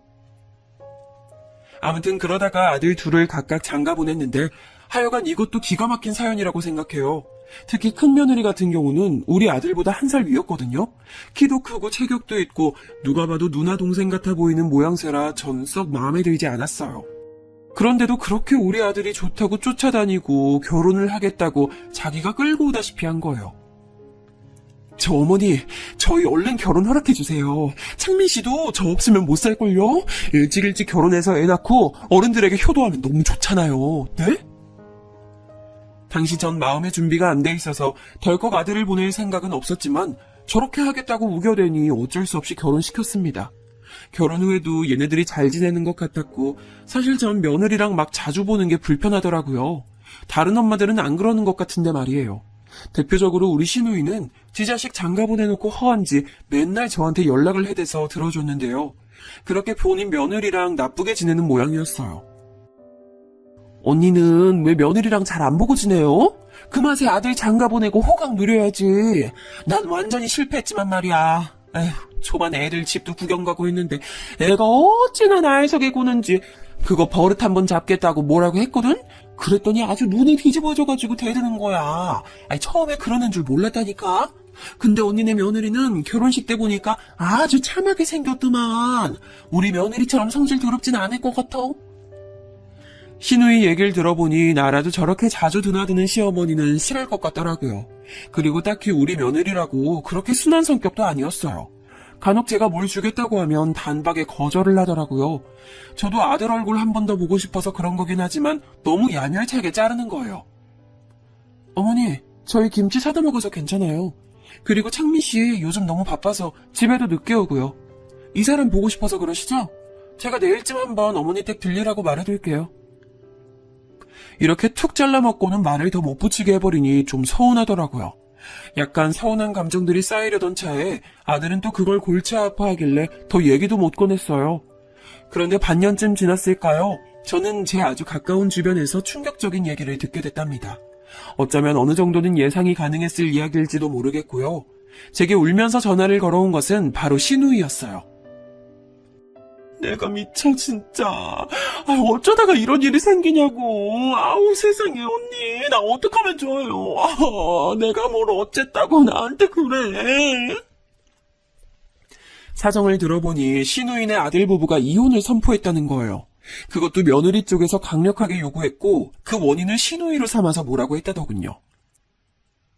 내가 지를 쥐잡듯 잡았다면서 못 견디겠다고. 애 데리고 나가서 살겠대. 우리 애가 자기 편 안 들어줬다고. 어머니랑 둘이 잘 먹고 잘 살래요. 아니 이게 말이나 돼요, 언니? 신우이는 말도 제대로 이어가지 못하고 한탄을 했고 살고 싶은 의욕이 없다면서 계속 통곡하는 그 모습을 저는 멍하니 달래주기만 했어요. 요새 애들은 요새 며느리들이란 정말 참지 않고 할 말을 다 해버리는구나. 그리고 당당하게 이혼들도 하는구나 싶어서 어떤 면으로는 참 대단하다는 생각이 들었어요. 꼭 나쁘게만이 아니라 그냥 제 때에는 다 참고 살았었잖아요. 어디서 저런 용기가 났고 또 어디로 살구멍이 있길래 저런 결심을 했나 싶었죠. 한편으로는 약간 두려운 마음이 저에게도 스쳤어요.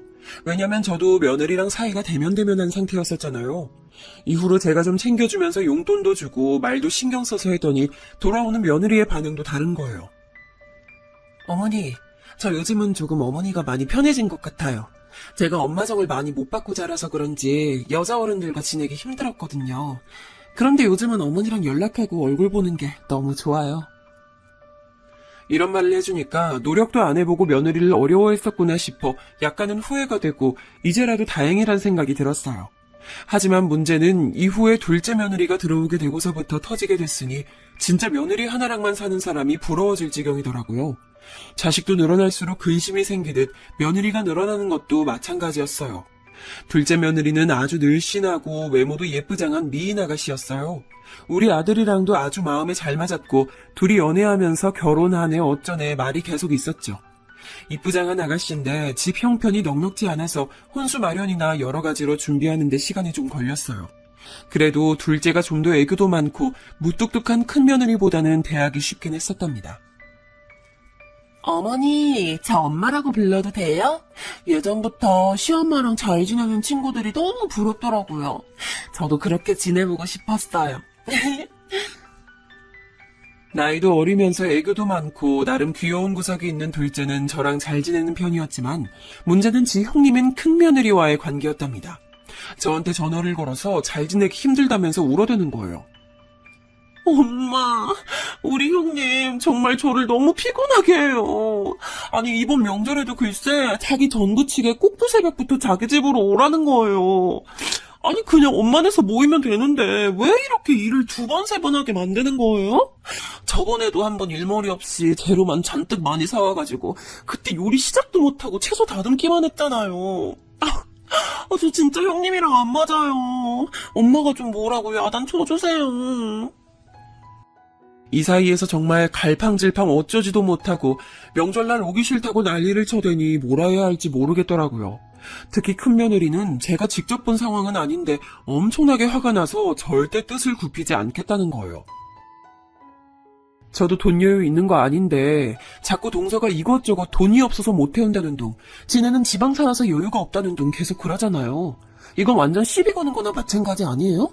게다가 저한테 뭐라고 하는 줄 아세요? 뭐가 그렇게 불만인가 했더니 이 말 듣고 저도 약간 기가 차긴 했답니다. 둘째를 그렇게 보진 않았는데 내심 속으로 자격지심이 있었나 보더군요.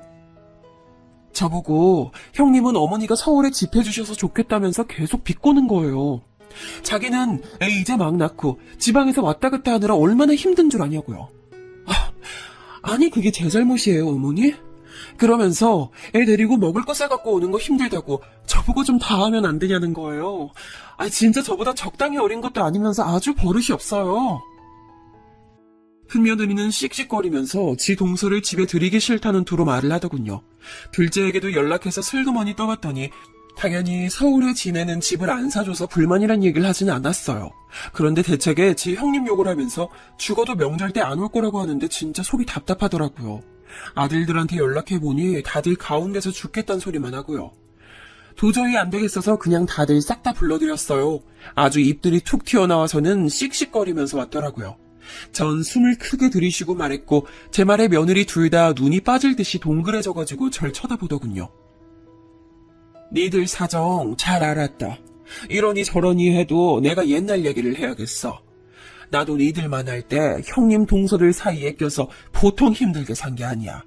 시어머니도 아주 독살맞게 괴롭혔고 명절 때만이 아니라 아무 날 아닌 때도 끌려가서 밥하고 수발되고 그랬어. 니들한테 내가 그러라고 하기랬냐, 뭐랬냐, 어? 아이, 제발 그렇게 요란스럽게들 싸우지 좀 말고, 며느리 둘밖에 없고, 시어머니 얼굴 볼 일이 명절밖에 없으면, 감사한 줄 알면서들 살아, 응? 그러면서 저는 준비해두었던 봉투를 각각 며느리들에게 건넸어요. 둘 다 이게 뭐냐는 얼굴로 저를 쳐다보길래, 알면서 뭘 그러냐는 말을 바로 이었답니다. 돈이지 뭐야 이게. 싸우지들 말고 돈 없다고 죽을 상 인상 쓰지들 말고 니들 며느리로 살고 살림 꾸리면서 사느라 고생들 하니까 용돈 해놓으라고 준 거야. 그러니까 우는 소리 하지 말고 적당히들 잘 살아. 알았어? 이때 전 봉투에다 각각 300만 원씩 넣어서들 줬어요. 많으면 많고 적다면 적은 돈이었지만 잠잠하게 하는 데에는 돈이 최고란 생각이 들더군요. 결국 얘네들 꽁기꽁기해서 서로 돈 없다고 징징대는 걸 보니 그걸로 틀어막는 수밖에요. 둘 다 곧장 바로 받긴 민망했는지 입은 여전히 나와 있었지만 둘째는 대충 봐도 콧구멍을 벌렁거리는 것이 기분이 좋아 보였어요. 네 엄마 감사히 잘 쓸게요. 그런 것 때문에 그런 건 아닌데 감사합니다. 큰며느리도 나중에 저한테 고맙다고 문자를 보내왔더라고요. 장문으로 쭉쭉 보내왔길래 그런가 보다 하고 말았어요. 하지만 다음날 저녁쯤 저는 아주 황당한 내용의 문자를 한 통 받아보게 됐답니다. 그 문자를 읽고 뒤통수가 뜨거워지다 못해 익을 만큼 달아올라서 내가 뭘 본 건가 싶었어요. 그리고 제가 읽고 있는 사이에 급작스럽게 그 메시지는 알아서 삭제돼 버리더군요. 누군가 읽었다는 걸 알고 그리고 잘못 보냈다는 것을 알고 저렇게 지워버린 거예요. 대체 어머니 세대 때 얘기를 우리한테 하면 어쩌라는 거야? 뭐 그럼 그때처럼 갓 쓰고 말 타고 다니던지. 하여간 너무 꼰대 같아 어머니는. 이렇게 적혀있던 메시지였고 대체 누구한테 보내려고 했던 건지 모르겠지만 큰며느리는 단톡방에 이 메시지를 올렸다가 곧장 지워버렸어요. 제가 읽었을 거라고 상상을 못하는 건지 아니면 그렇게 생각하고 싶지 않은 건지 몰라도 아무튼 조용하더군요.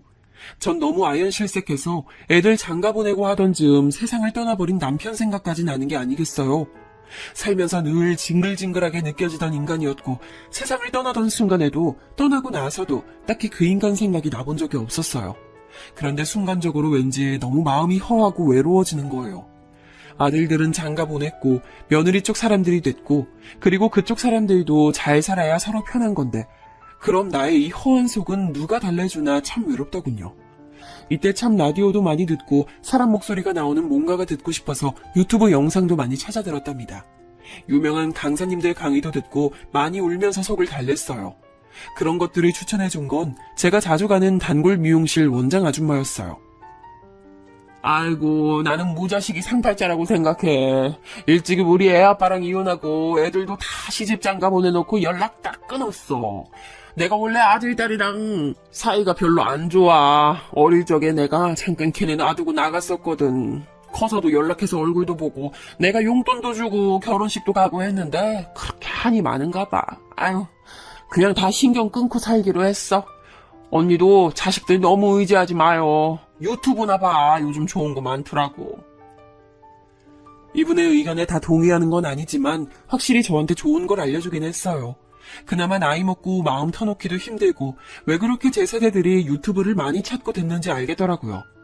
아무튼 허한 마음을 갖고 한동안 며느리 둘과도 거리를 두며 지냈었는데요. 그러던 어느 날 갑자기 둘째 며느리한테 연락이 온 거예요. 밖에서 식사 좀 하자며 아가도 저를 보고 싶어 한다면서 나온다더군요. 엄마, 간만에 저 엄마네 갈 테니까 같이 밥 먹어요, 우리. 제가 운전해서 가려고 해요. 그래도 뭔가 이런 마음을 알아주는 대상이 있는 것 같아서 마침 시기도 아주 잘 맞게 연락이 왔던지라 너무 고맙더군요. 하지만 그렇게 저를 찾아온 둘째는 우리 아들도 저에게 직접 꺼낸 적이 없는 얘기를 선뜻 하면서 저를 놀래켰어요. 엄마, 우리 이제 용진이도 어린이집 다니기 시작하는데 슬슬 이사도 가고 해야 할 것 같아요. 그래서 말인데 저희 조금만 돈 보태주시면 안 될까요? 오빠는 그런 얘기 엄마한테 못하겠다고 자꾸 말려서요. 그런데 진짜 제 주변 엄마들 다 서울로 나가더라고요. 이제 집값 너무 올라서 이번 같은 타이밍 아니면 다신 서울로 못 나간대요. 마지막 타이밍이란 말이 있더라고요. 엄마가 조금만 도와주시면 안 돼요? 네? 이 무렵 아들들 각자 직장이나 사업 사정이 좋진 않아서 영 살림이 시원찮긴 했어요.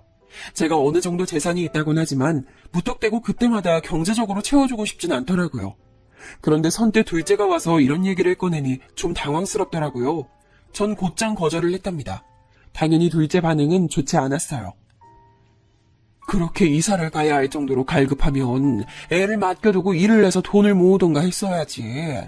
아이, 준비된 때에 결혼하라고 해도 니들이 그 시기에 했잖아. 얼마 전에 네 살림 보태주라고 준 돈도 적은 돈 아니야. 다들 그렇게 사는 거지. 남들이랑 형편을 어떻게 다 맞춰가면서 사니. 이 말에 둘째는 바로 시무룩한 표정이 되더니 계속 꽁얼꽁얼 불만을 얘기했지만 더더욱 들어주기 싫더라고요. 그래서 전 더 허해진 마음을 안고 그냥 일어나서 자리를 피했습니다. 집에 와서도 어찌나 속상하고 서글프던지 이런 일이 아니면 얘가 굳이 여기까지 올 일도 없구나 싶어 허무하더군요. 그 뒤로 둘째도 기분이 상했던지 연락도 잘 안 하고 다 같이 만나는 명절 때도 눈도 안 마주치려고 하는 거예요. 참 이래저래 저는 시어머니한테 잡혀 살던 시대였는데 며느리 눈치까지 보며 살아야 하는 세대가 된 것 같아서 속상했습니다. 그런데 그리 머지않아 저는 결국 그 돈을 대주었고 얘네들이 서울에 집을 얻도록 해줬네요. 이렇게만 놓고 보면 잔뜩 삐진 저 모습을 달래주느라 또 그랬냐고 생각하실 텐데요. 절대 그런 이유가 아니었어요. 그럴 수밖에 없는 답답한 사연이 있었답니다. 둘째 아들로부터 연락을 받게 된 거예요. 첫 마디부터 제 가슴이 쿵 떨어지게 하는 말이었어요. 엄마, 저기 용진이가 많이 아파요. 정신이 없어서 요즘 연락도 못했네요, 엄마. 뭐? 어디가 어떻게 아픈데? 그게 의심되는 소아 무슨 병 같은 게 있어서 말이에요. 이 동네 병원들은 다 시원스럽지 않더라고요. 서울에 있는 큰 병원에 가라고만 하고 요 몇 주간은 용진이 엄마가 운전해서 서울까지 왔다 갔다 했는데 저도 계속 야근하느라 챙기질 못했어요. 용진이 엄마도 저한테 불만 장난 아니고 아파서 축 늘어져 있는 용진이 보니 저도 마음이 안 좋아요. 저도 이제 자식 생겨보니 엄마 마음이 이해가 되네요. 여기까지 들어놓고서 안 그래도 마음이 썩 시원치 않았던 저는 큰 결심을 한 거예요.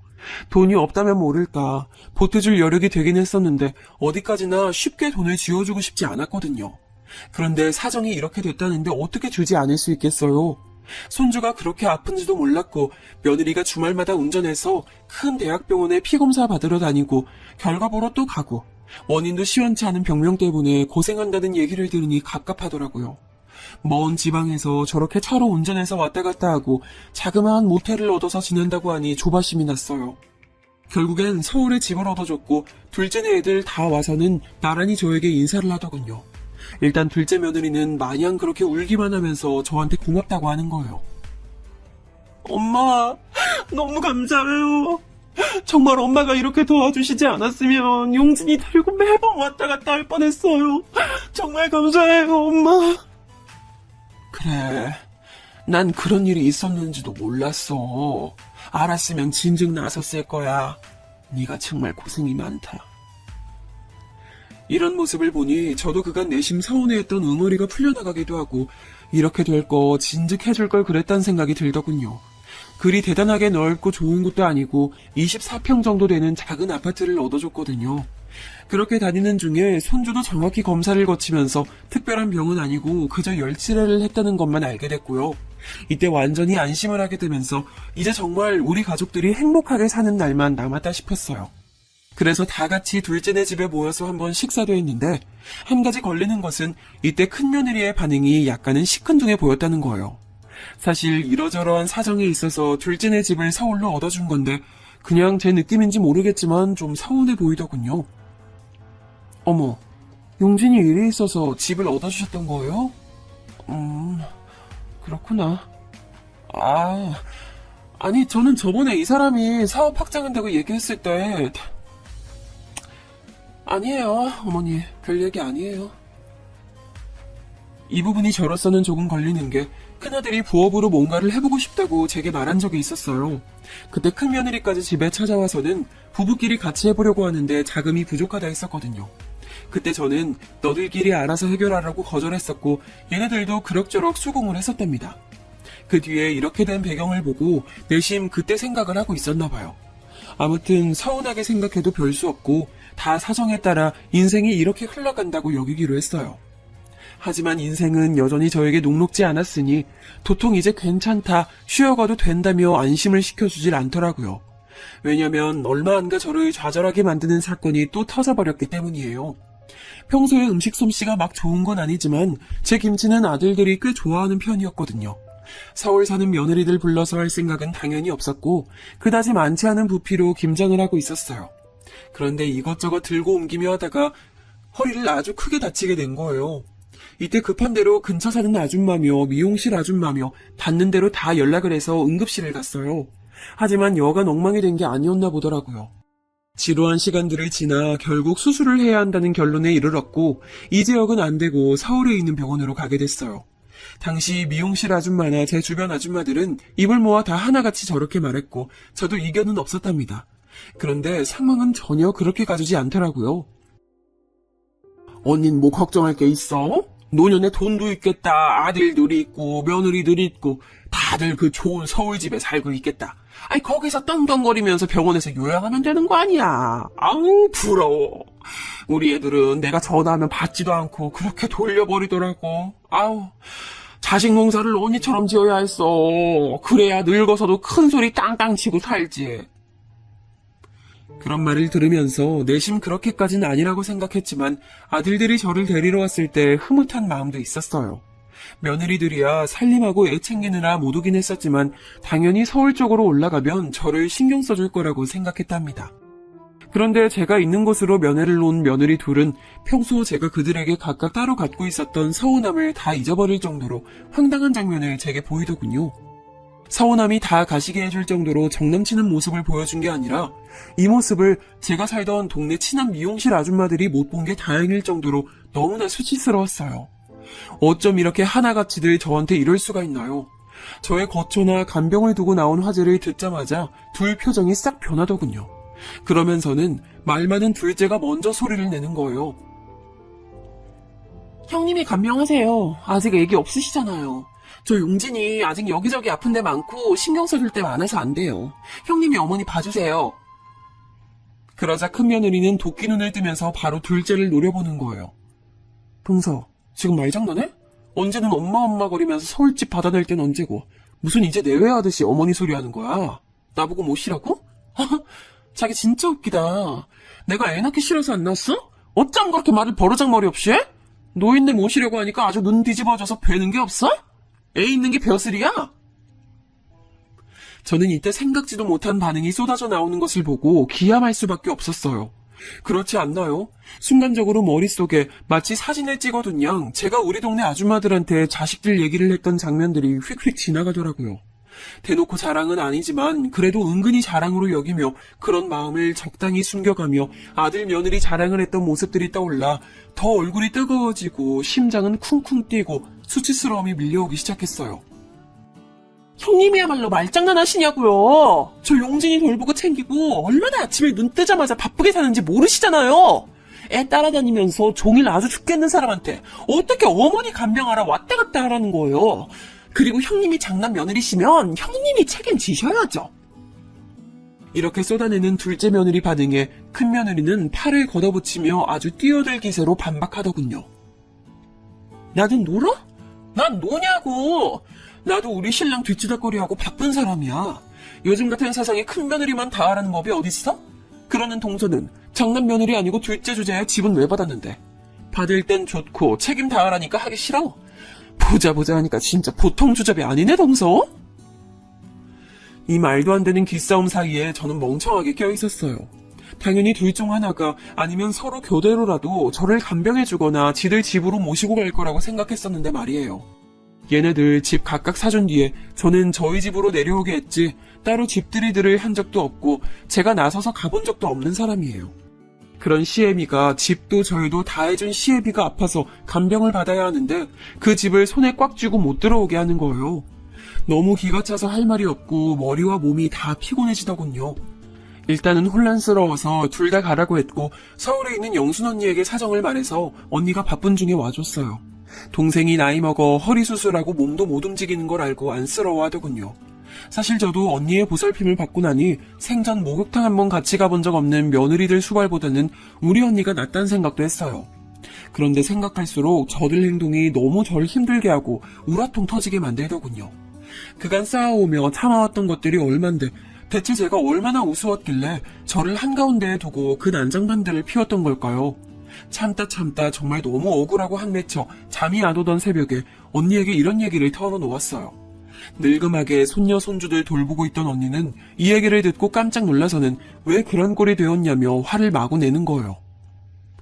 에라이 미친 것들, 너 그것들 싹 다 쫓아내. 안 그래도 시이모가 왔는데 코빼기도 안 내비치고 있는 내내 전화 한 통도 안 한다 싶었다. 아이 그것들은 너한테 집 받아서 살 자격들이 없어. 올 때 갖고 온 것도 없는 것들이 주제에 서울집은 달라 해서 사주고 넣어줬더니 이거 간병하느라 얼마나 모신다고 그 앞에서 싸워들? 참나. 야, 은혜를 모르는 것들이 있다지만 그것들은 정말 독하다. 그것들 더 놔뒀다간 네 재산 홀랑 까먹고 너 갖다 버릴 것들이야. 다 쫓아내버려. 양아치 같은 것들. 이 말을 듣고 있자니 너무 기가 막히고 더 배로 화가 나서 아들들에게 전화해서 슬슬 사정들을 떠봤는데요. 이거 참 가관이더라고요. 역시 하나를 보면 열을 난다고 웬만한 얼간이들이 우리 며느리들 같은 짓을 하지는 않죠. 알고 보니 큰아들은 저에게 너무 미안하고 지 엄마가 안쓰러워서 며칠 집에 모셔오려고 했다는데 큰며느리가 극구 반대를 하는 바람에 어마어마하게 싸웠다는 거예요. 엄마, 내가 면목이 없어. 진짜 이럴 줄 몰랐어, 이 사람. 아니 어떻게 그럴 수가 있어? 나 너무 실망스러워. 내가 처가댁 처자나 처남을 얼마나 챙겨줬는데 나도 배신감 장난 아니야.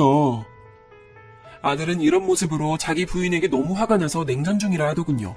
큰며느리는 그러던지 말던지 절대 시어머니를 집에 들이지 않겠다며 신신당부를 했다고 들었고요. 그런 얘기를 들을수록 이전과는 절대 같은 모습으로 이것들을 둘 순 없겠더군요. 언니네 집에 며칠 있으면서 전 몇 번이나 숨을 고르며 며느리들에 대한 생각을 또다시 고치고 또 고치고 그렇게 일을 갈게 됐습니다. 와중에 둘째 아들에게 전화를 걸었더니 이 녀석은 아예 다른 문제로 고민을 하고 있던 중이었더군요. 다른 것도 아니고 지 마누라 때문에 말이에요. 둘째 며느리는 아주 큰 며느리는 양반일 정도로 사고를 치고 있었더라고요. 뭐야? 애를 제대로 안 본다고? 엄마, 나 진짜 이런 말까지는 안 하려고 했는데 장난 아니야.